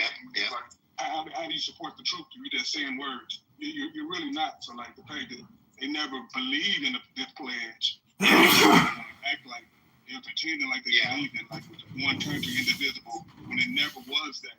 It is the problem. Like you say, like, when we gonna go back to patriotism, and we never had that. Because, I mean, this country has always always had two different countries that want to pretend as if it's one. It goes back to the make America great again. Like, when was it great for everyone? Never. So, like, it's the same thing. This country is full of liars, and it was built on a lie, and that's why it's gonna fail, because they would never tell the truth. Well, I'm not black, but I'll say that during World War II, when the country, in general, and if a black person wants to say that's not true because the experience is different, I'm not going to say that you're wrong. I'm not going to say that your experience is wrong. After World War II, the blacks was treated. The black soldiers was treated worse than the prisoners of war. The black soldiers came home and wasn't able to get the GI Bill like the white soldiers were. Like, to say that we were united after World War II, it's crazy, because them same black soldiers that fought valiantly was treated like shit when they got home. Whether or not they were treated like shit, they were proud to be Americans when they returned home as well. No, I disagree. I disagree. You disagree with the fact that black service members? You disagree with the fact that black service members returning from World War II weren't proud to be American based on their service? I disagree with you entirely. Do you think that patriotism for soldiers, black or white, might have shifted dramatically, Mike, after Vietnam? Do you think those soldiers came back all happy? Yeah, I think there was a shift after Vietnam, and I think that 20 years of Afghanistan didn't help either. What do you attribute the shift to with Vietnam? The threat of the draft and the people that were afraid to serve in the first place. So, or perhaps that it was also a lie. Like, I'm sure you're familiar with Daniel Eisenberg and the Pentagon Papers. They didn't know know it was a lie when they were protesting. They thought it was, but they didn't. No. I'm talking about soldiers coming back after they fought. After the Well, even when they came back, that's like an armchair quarterback way to look at it, I think, which I don't totally agree with that concept. It's kind of like saying that George W. Bush lied. What do you attribute it to then? If it's not the Pentagon I attribute Vietnam to? I attribute Vietnam. Soldiers coming back disgruntled versus World War II, where they're like, I agree. I think soldiers were far more patriotic to end Hitler, but Vietnam, very, very, very different. We had no business there, right? Would you agree with that? Again, I mean, I didn't live for it. I mean, I was a baby when it was going on. But I understand. I would say that we have history books, right? We do have history books, but we can't talk about the soldiers then in terms of. You were just talking about soldiers. You were just telling you guys, how patriotic black soldiers were in World War II. So, go ahead, Serendipity. This is Melissa, the other Melissa. Taylor Swift and Travis Kelce are engaged. Yay! I don't know how he's intellectually stimulating for her, but more power to him. But you're saying you're a baby in Vietnam, but you were telling Hakima that black soldiers were coming back after World War II patriotic. So hey, what's funny, Moose? Literally while we was talking, I'm driving Uber. I had an older gentleman in the backseat, an older black man. I had no idea who he was. He was getting out the car. I had to listen to what I said. He said, I'm a service member. Man, he had to be like 65, 70. Of course, he won World War II, probably Vietnam. But he said, everything you said is exactly right. I wish you had time to tell these people that. He's like, I don't got time, but you stand up for what you just said, because everything you just said is 100% true. Literally, a Marine just got out of my back seat. So when that Marine was serving actively, when he was in the service, I guarantee that he didn't look at his fellow Marines like that.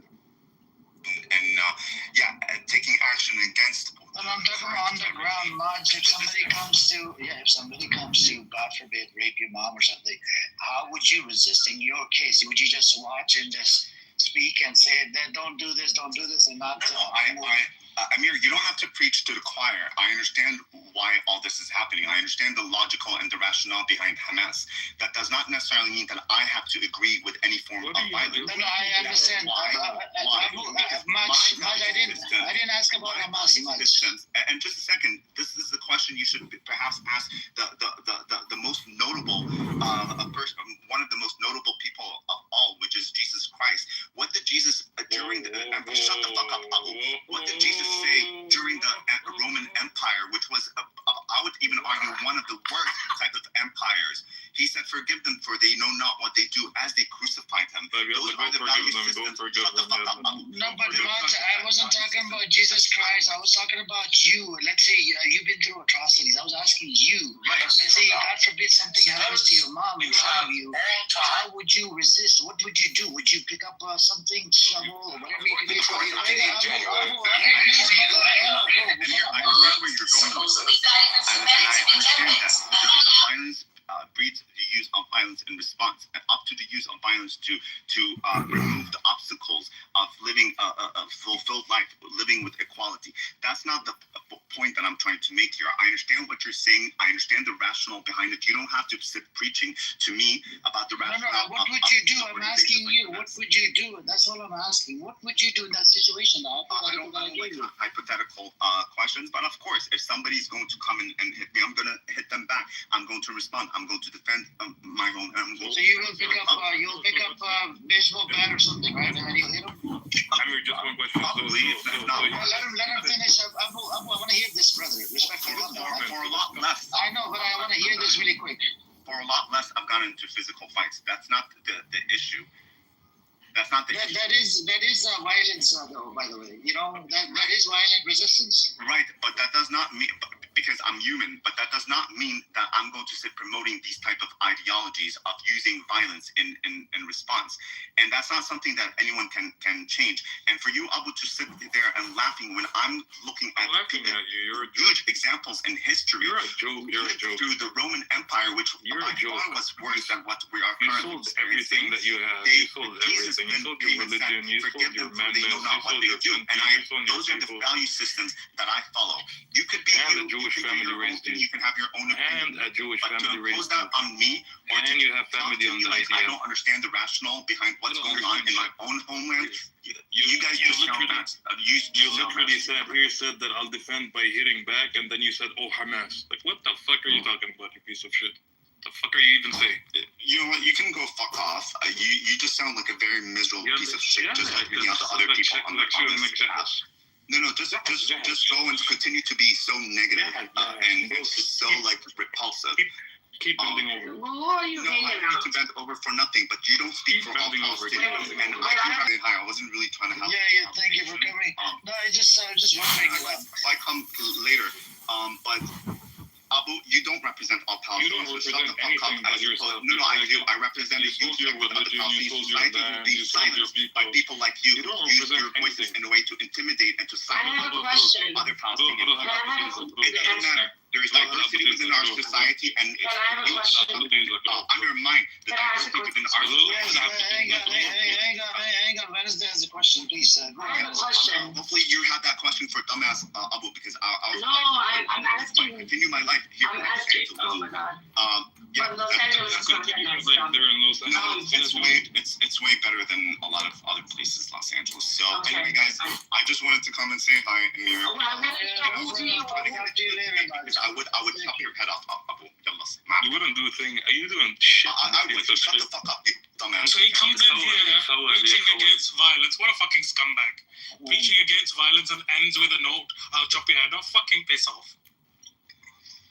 So he's like, I'll hit them back. He's clearly on his monthly. Yeah. Assalamu Yes, alaikum. Walaikum salam. Walaikum salam. I wanted to ask a question. What, like, you know, there are a lot of people say, oh, you know, what is it? Violence begets violence and stuff like that. But I get that. But at some point, when you have did everything that you could do, sometimes to resist, like how I mean, just the way a lot of oppressed people have resisted. It's the last straw.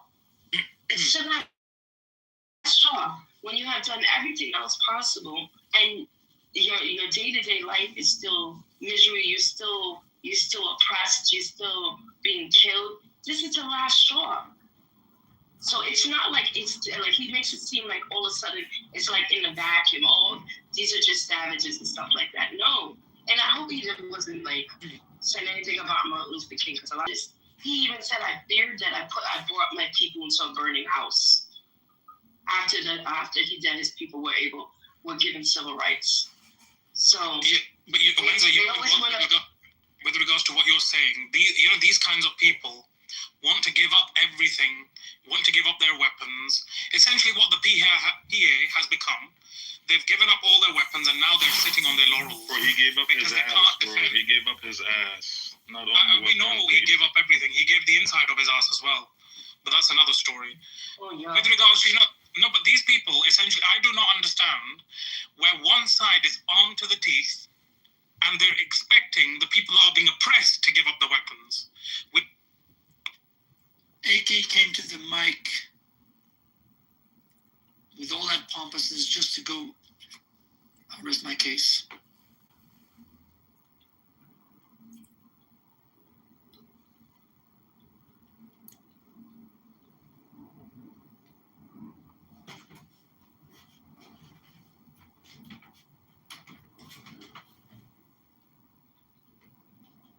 I don't know why Elizabeth doesn't come up.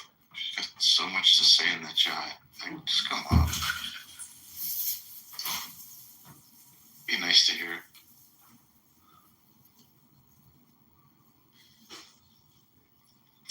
Jacob's gonna donate money. He's gonna donate a couple bucks to covered income. Oh man. He's like, but why is the logo, the icon, a male?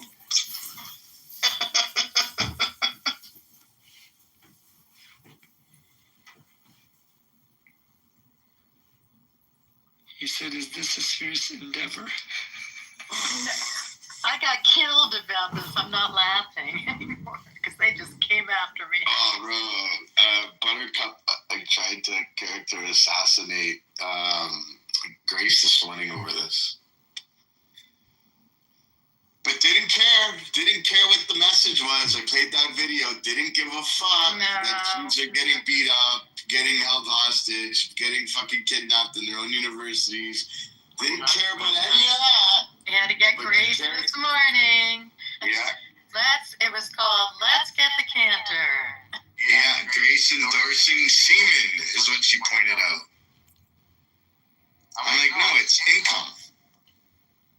You can tell. If you take Freudian analysis, you can tell exactly what these people have in their subconscious. Unbelievable, man. John, what do you think of the post on the top there in the Jumbotron, Covered Income by Lyle Culpepper? Well, it makes me think of a poem I'd like to read to the room. Norm, is it okay if he reads us a poem?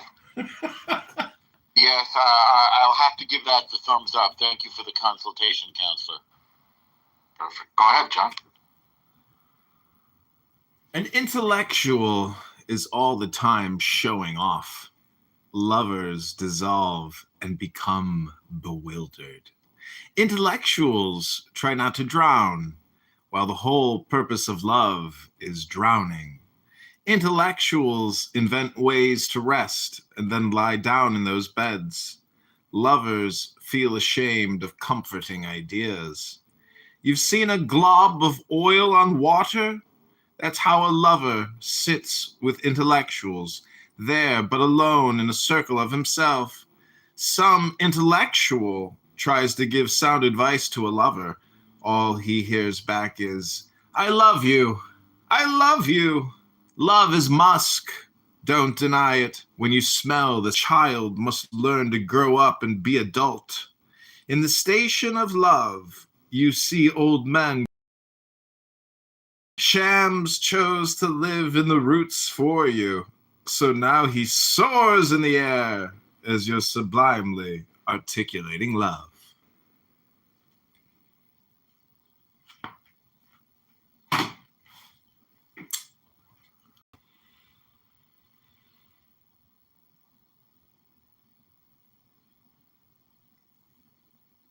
Looks like Bibi missed the best parts. I think so. Bibi, that would be a good conversation. I mean, I just get the feeling that Amir doesn't really live with all that much love in his heart or in his surroundings. Must be very difficult to be such a cranky old bugger. Yeah, love is powerful. Especially when it comes from unexpected places, towards unexpected places.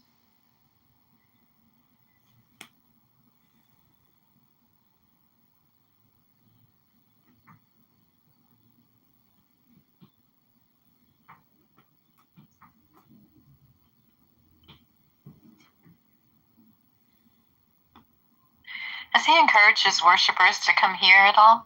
I'm not on in today's book, the longest day I've been on.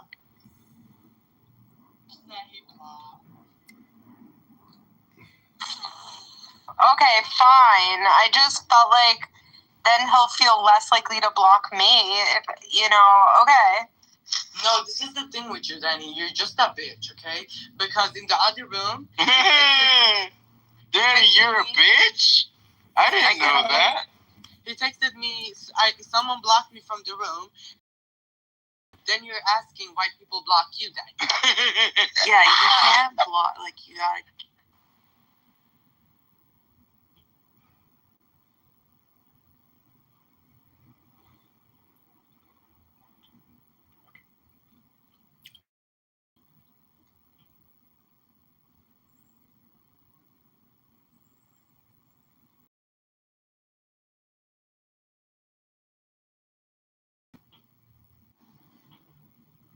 Thanks.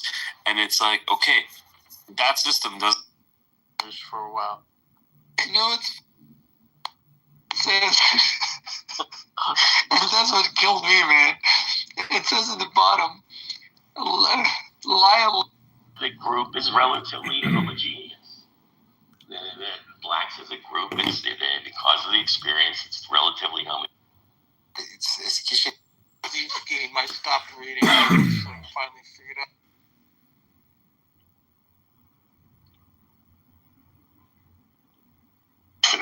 Because the more we're exposed to one another, the more we see the humanity in one another, and the more we accept each other as people who are like ourselves, instead of fucking big, but get in a situation 4% one population and 96% the other population, yeah, it's fucking fraught with all kinds of racism and bullshit. Except of the in the old years, there was a lot of black people, but there were still more white people then. So racism is a lack of exposure. And on Clubhouse, you get people from, I mean, who the fuck knows these people are sitting when they're talking, man? A lot of them probably live in neighborhoods where there is no black people in high school or whatever. And then they're in here talking about racist issues. And frankly, they are not experts because they have no experience with it at all. And by the way, for me to be a white guy in Atlanta and have no opinion on black people because I'm not black is bullshit. I know more about black people than most white people do. I mean, as a wedding photographer, I've shot 1,000 weddings. 200 of those at least have been black families. I was the only white guy among hundreds of black people for 10 hours in a whole fucking day, seeing their most like intimate moments. Like, yeah, I have some experience. What do you mean by having an opinion on black people, Mike? Oh, a lot of black people will tell you that white people don't have an opinion about their issues at all because we're not black. And that's bullshit. I live in Atlanta. We're an interracial city. That's what I mean. Can you give me an example of one of those set opinions? Well, I don't. Okay. So, as someone who shot weddings with black families, I noticed that black people are almost always late compared to white people. Okay? That's my experience with weddings. I've also noticed that black people at the receptions have way more fun and are way... yeah, that too. Well, that's real. So I realize that stereotype's real, okay?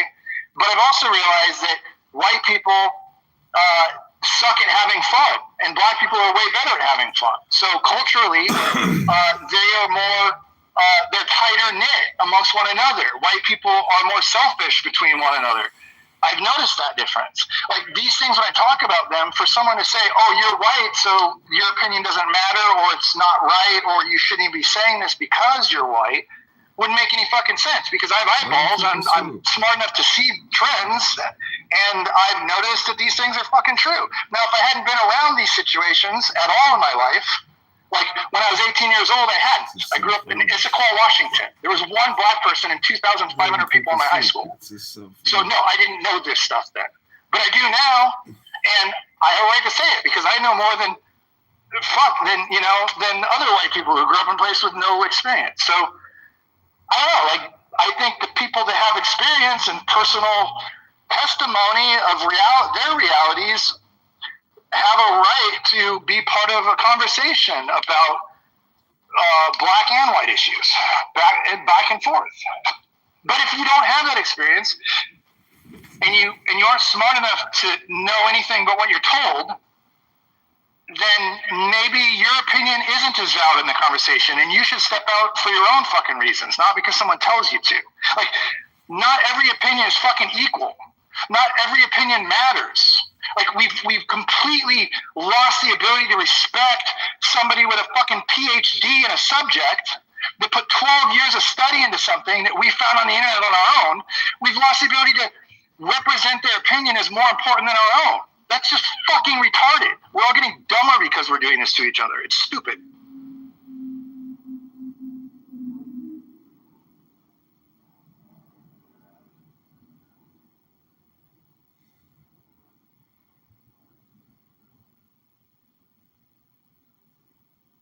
It's like arguing with an astronaut about flat Earth or arguing with a pilot about flat Earth. You're fucking stupid, okay? Arguing with a doctor about vaccines? Well, you're not as stupid as but it's not a very bright thing to do considering they put thousands of hours into their craft and you, I don't know, hang light bulbs for a living and you have access to, and you both have access to the internet. Like, what the fuck? I want you to appeal to authority. No, it's not. No, let me make that straight, Akima. Go look at the definition of appeal to authority. Appeal to authority only applies when the person actually isn't relevant as a subject matter expert. Believing a subject matter expert is not appeal to authority. You can look at the definition. I'll read it to you if you want to, but go look at it yourself. Read it through the lens of whether or not you're dealing with a subject matter expert. I'm not upset. I'm walking around. No, I'm not. You can gaslight the room that I'm upset, but I'm not. Passion is not anger at all. I'm talking about something that is important to me. So you can categorize it as race is important. Yeah, race is important to me because I'm a race. There's been plenty of passionate and raised voices because of something that people feel very strongly about. And I think it's encouraged here. It doesn't break a rule if you're not interrupting. It doesn't break a rule if you're being respectful, things like that. And that's what these things are for, is to share these conversations. And honestly, you don't know this because I'm not in person. I'm pacing right now. When I start thinking and getting when I start feeling passionate about something, I stand up and start moving while I'm talking. It's an ADHD thing, I guess. And as I walk, my energy increases and my heart rate raises and then my voice gets louder. It's not anger. Not for me. So there might be other people that are hot when they're like this, but that's not me. It's just me.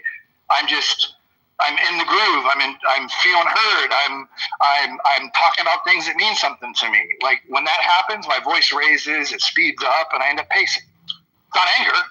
If I was anger, I'd be like punching a wall and leaving the freaking room or something. It's not in the United States, which is what we're talking about. Thank you. The vast majority of Jews are, and they make up the Democratic Party. If you look at the leadership in Congress and in state legislatures, 90 to 95% of the Jewish representatives are Democrats, and 90 to 95% of the blacks are Democrats. Not just politically. I think what he's saying is like lifestyle, culturally. Like, how's their family structure? Would you say is more liberal? No, it's exactly. See, what I'm saying is that you preach liberalism to everyone else, right?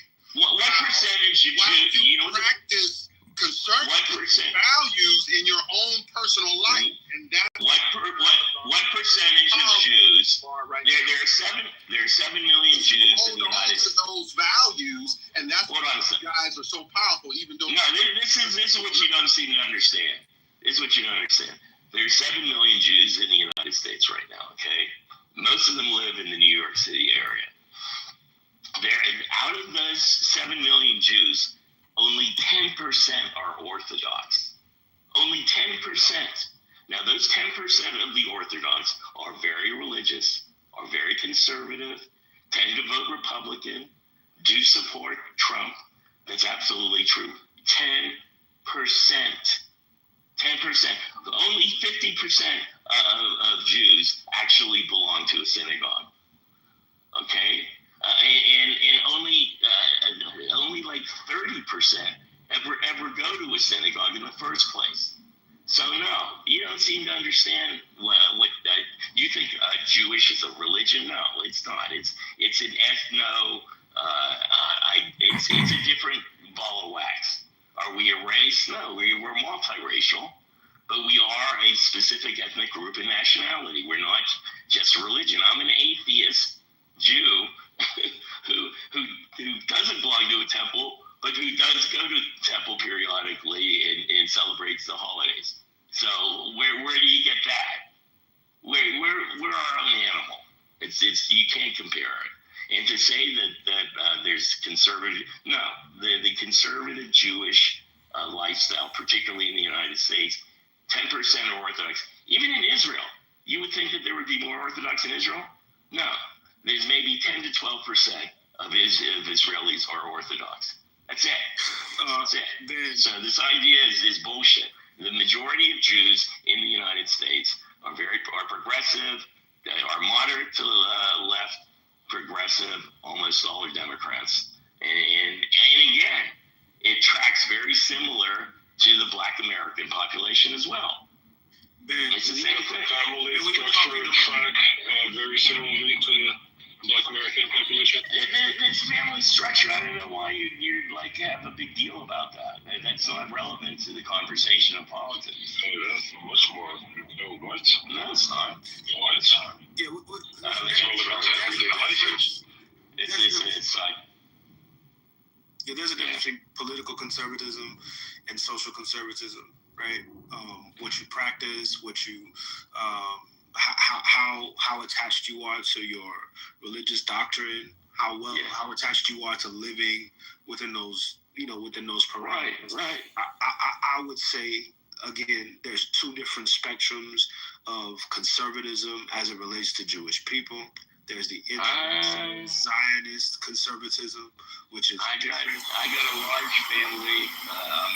So apparently Ace is an attorney today. Four grandparents came from Eastern Europe in the late 1800s. Okay, and I have a branch of the family that's been living in Israel since 1900. So I sort of have going back to the point that you keep making. The whole population, it's 10%. So yes, they exist, but they exist as a very small group that's. You want to ask me who I'm the Zionist spectrum, correct? Oh, absolutely. I consider myself, I am a pro-Palestinian Zionist. That's what I am. Awesome. Okay? So, all right, because people don't understand the word Zionism. I grew up with the word Zionism. The only thing that Zionism means is that you support the idea that the Jewish people should have a homeland, and not describing what that homeland is, should have some homeland in the area in the Middle East around Jerusalem. Based on what? That's all it means. That's all it means. How old is the idea that Israel should be in that? Isn't that a conservative value that you're? That's not a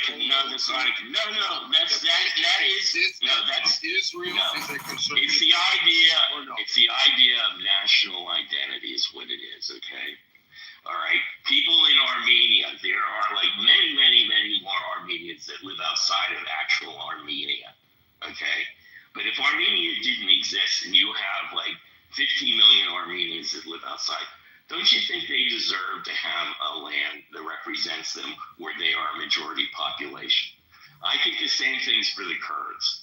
The Kurds there are millions, tens of millions of Kurds that have their own language, that have their own identity, that have their own history. They should have their own country where they're the majority in northern Iraq and in southern Turkey. They absolutely should have their own. And the Palestinians, no matter what their history is, no matter, you can argue about it, they are a specific identity that have an attachment to the land where they are a majority. They are a majority in Gaza, in the West Bank. They should be given the right, just like the Jews were given the right to the Israeli borders within the 1967 borders. The Palestinians, who've always lived there, should have their own land. And that's their land that they run themselves, period. What about Black Americans, Ben? Do you think that Black Americans should have their own nation state as well? Well, first of all, technically, that's what Liberia was about. Liberia was about Black Americans going back and starting their own state. So technically, you have that. But as a Black American, do you identify with that? First of all, I think the Black, it's too large a group. It's not like it's attached to a land. I live in Burkina Faso, okay? And the fact of the matter is, even Burkina Faso is completely artificial.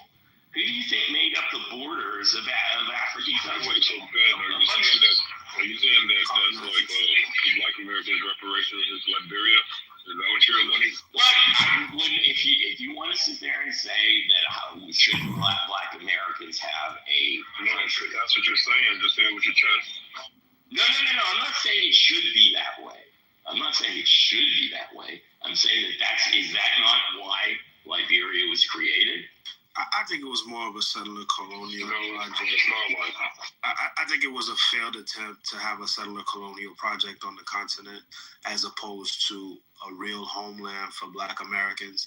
In reality, a real homeland for Black Americans would be here. How can you have a homeland for Black Americans when, there's some Black Americans? But first of all, I have to tell you, having lived in Africa for 5 years, the strongest connection to the people here are with their traditional tribes. So I live in Burkina Faso, which is 60% of the Mossi nation, the Mossi people. And there's also the Diala people. There's 51 separate identities, but 60% of them are organized around the Mossi people. The head of the Mossi people, the Naba, have much more power than the president of Burkina Faso. People identify with their identity. They have their own language. It's the Moray language. And most of the people in Burkina Faso speak Moray to each other. On a daily basis, they also speak French because that's sort of how if you speak a different language, they can at least connect with the common language. But the culture has been there for centuries. What does that have to do with Black Americans? Well, what I'm saying